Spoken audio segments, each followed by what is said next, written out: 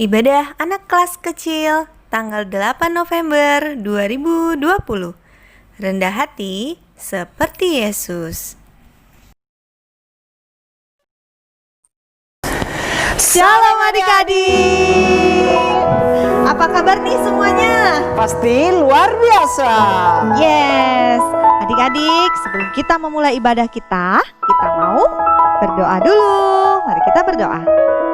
Tuhan Yesus, terima kasih kalau hari ini kami bisa beribadah kepadamu dimanapun kami berada. Kami bersyukur Tuhan Engkau memberkati ibadah kami dari awal hingga selesai. Terima kasih Tuhan Yesus, dalam nama Yesus kami berdoa. Haleluya, amin. Nah, ketemu lagi nih dengan Kak Lini dan Kak Anton. gak terasa ya, minggu ini kita sudah memasuki minggu kedua bulan November. Dan tema kita adalah rendah hati seperti Yesus. Nah, kata kuncinya Yesus rendah hati, aku rendah hati. Yeay. Nah, kita mau sama-sama memuji Tuhan yuk. Semuanya bangkit berdiri. Kita mau katakan bahwa Tuhan Yesus itu adalah yang terhebat di hidup kita. Semuanya siap-siap ya. Dari hati yang terdalam mengucap terima kasih padamu atas cintamu padaku yang terus berhadiran rahmat bagiku. Siapakah yang terhebat dalam hidupku? Yesus, aku serukan kau terhebat, hebat. Kan ku nyanyikan kau terhebat, hebat. Siapakah yang terhebat dalam hidupku? Yesus, kau membuatku tertawa, membawaku selalu dekat denganmu.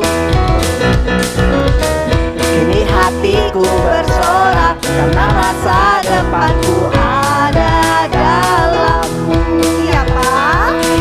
Siapakah yang terhebat dalam hidupku? Yesus, kan ku serukan kau terhebat, hebat.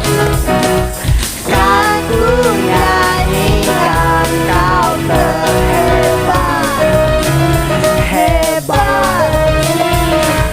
Siapakah yang terhebat dalam hidupku? Yesus,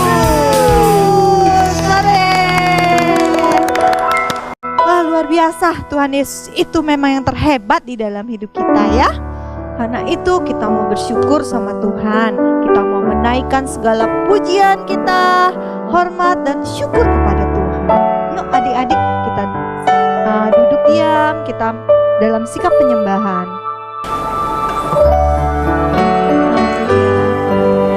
Segala pujian, hormat, syukur bagi Tuhan.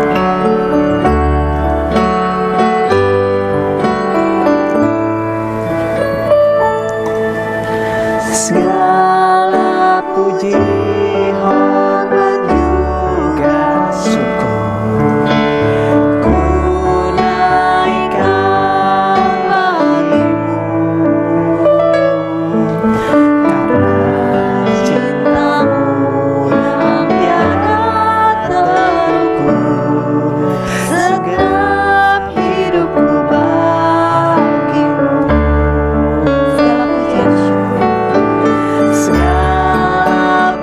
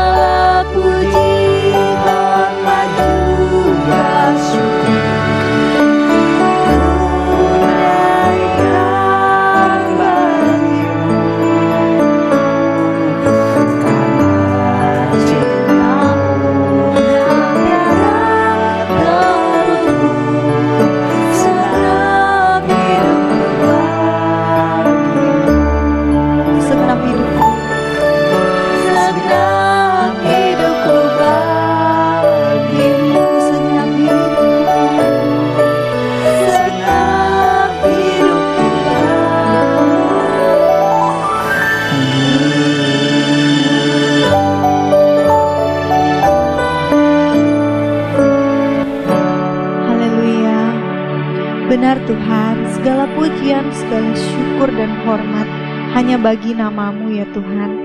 Engkau yang layak terima hormat, syukur dari hati kami. Sebentar Tuhan kami akan mendengarkan firman-Mu. Kami ingin mendengarkan firman-Mu dengan hati yang rendah hati untuk menerima seluruh firman, seluruh perkataan-Mu dalam hati kami Tuhan. Terima kasih Tuhan. Di dalam nama Yesus kami siap untuk mendengarkan firman-Mu. Haleluya. Amin. Nah adik-adik, saatnya untuk mendengarkan firman Tuhan yang akan disampaikan oleh Kak Yuli. Shalom adik-adik. Ketemu lagi dengan Kak Yuli di pagi hari ini. Apa kabarmu yang ada di rumah? Tentunya kamu sehat dan luar biasa ya. Kak Yuli percaya kita di dalam perlindungan Tuhan. Oleh sebab itu kita pasti baik-baik saja. Oh ya, minggu kemarin kita sudah belajar tentang kerendahan hati. Orang yang hebat itu bukan berarti orang yang sukses, banyak uang, orang yang keren-keren, orang yang berjaya, atau yang sekarang lagi tren itu adalah orang yang lagi viral. Tetapi orang yang hebat itu adalah orang yang memiliki hati hamba, hati pelayan. Coba sebutkan di dalam benakmu contoh pelayan itu apa saja ya? Tukang kebun, pembantu rumah tangga, pelayan restoran, atau para pelayan yang di gereja ya. Bisa jadi, kira-kira hati seorang pelayan itu seperti apa ya? Hati yang sombong atau hati yang rendah? Tuhan menginginkan setiap kita memiliki kerendahan hati. Walaupun status kita pelajar, pekerja, atau apapun yang kita lakukan, yang Tuhan inginkan adalah kita memiliki kerendahan hati. Yuk, kita lakukan sama-sama. Adik-adik setuju nggak ya kalau Tuhan Yesus itu hebat? Yesus itu raja. Dia pakai mahkota. Dia punya sorga. Bahkan Yesus memberikan segalanya kepada kita. Jadi apa yang kita miliki sekarang ini adalah kepunyaannya Tuhan Yesus karena berasal dari Dia. Oh ya, walaupun begitu, Tuhan Yesus itu tetap rendah hati. Apa saja ya teladan kerendahan hati Yesus selama ada di dunia? Kita buka ya gambar yang pertama. Kira-kira gambar apa ya?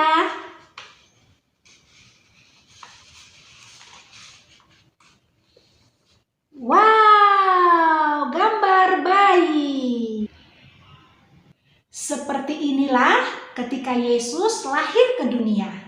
Dia menjadi bayi yang tidak berdaya, tidak punya kekuatan, dan hidup di dalam asuhan oleh orang tuanya. Tapi Yesus dengan rendah hati mau lahir menjadi bayi, supaya Dia dapat menebus dosa kita. Nasihatnya buat adik-adik yang ada di rumah, walaupun kamu bertambah besar, bertambah hebat, tetaplah memiliki kerendahan hati. Terutama kepada orang tua kita, dengarlah nasihat mereka dan taatilah. Kakak sudah memecahkan misteri kartu yang pertama atau gambar yang pertama. Sekarang kartu yang kedua, kita mau lihat gambar apa?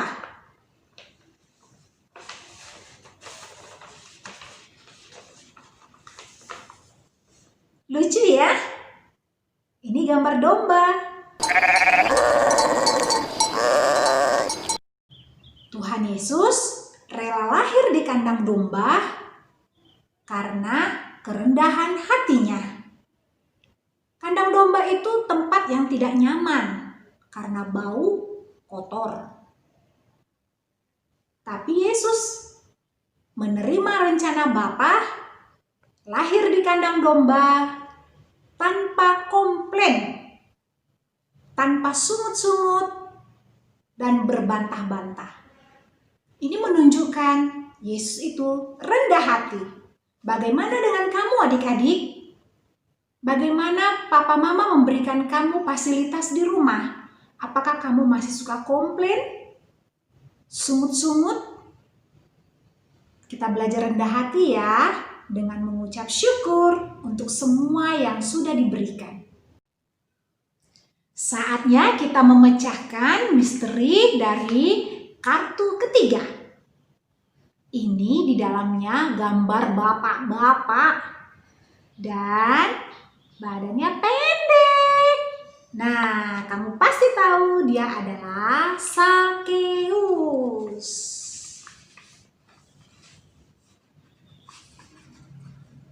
Sakeus seorang berdosa.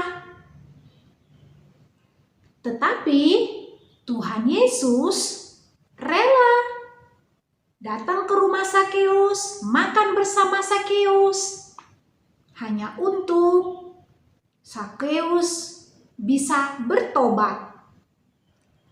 Yesus dengan rela mengampuni segala dosa-dosa yang sudah dilakukan oleh Sakeus. Begitu juga dengan kamu adik-adik.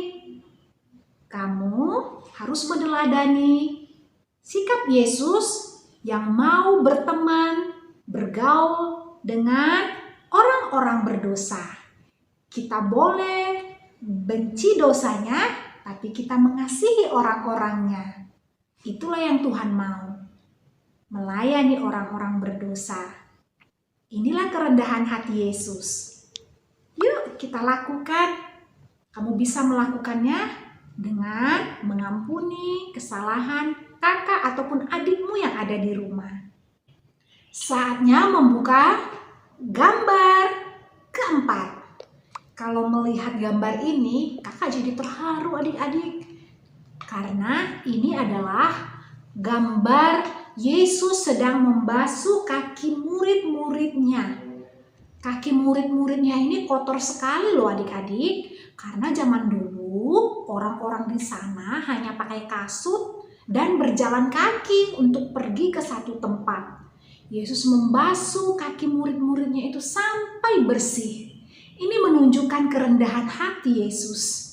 Dia melayani murid-murid dengan membasuh kaki mereka. Nah, adik-adik juga yang ada di rumah, kamu harus rela melayani dengan kerendahan hati. Kerjakan pekerjaanmu di rumah tanpa disuruh-suruh. Itu bukti kerendahan hatimu dengan melakukan pekerjaan-pekerjaan. Nah, ini adalah kartu terakhir. Kita buka ya. Adik-adik, ini adalah gambar salib. Yesus rendah hati mengalami penderitaan salib. Sebelum ia disalib, ia dihina, dicaci, diludahi. Ia tidak melawan atau membalas. Ia rendah hati memikul salib sampai ia mati. Itu dia lakukan untuk adik-adik semuanya. Untuk kakak, untuk papa dan mama, untuk semua orang yang mau percaya kepadanya. Karena Yesus sangat mengasihi kita semua. Jika ada orang mengejekmu atau memperlakukanmu tidak baik, tidak usah kamu membalasnya. Rendah hati dan doakan. Seperti Tuhan Yesus yang rendah hati dan mau berkorban buat kita semua. Juga jika kamu melakukan kesalahan kepada orang lain, kamu juga harus rendah hati untuk minta maaf ya. Nah adik-adik, inilah kelima gambar teladan Yesus yang bisa Kak Yuli ceritakan. Masih banyak teladan Yesus yang ada di dunia yang bisa kita baca di Alkitab. Adik-adik, tetap miliki kerendahan hati seperti Kristus memiliki kerendahan hati. Yuk, kita bersatu di dalam doa. Tuhan Yesus, terima kasih untuk kebenaran firman di siang hari ini. Kami tahu Engkau adalah teladan yang terbaik untuk kami contoh, untuk kami tiru, memiliki kerendahan hati. Tolong kami Tuhan, supaya kami bisa mempraktekkan kerendahan hati kepada orang tua, kepada teman-teman, dan kepada semua orang. Kami mau taat melakukan firman Tuhan di dalam nama Yesus. Amin. Ayat hafalan kita di dalam kitab Amsal 18 ayat 12. Tinggi hati mendahului kehancuran, tetapi kerendahan hati mendahului kehormatan. Inilah ayat hafalannya.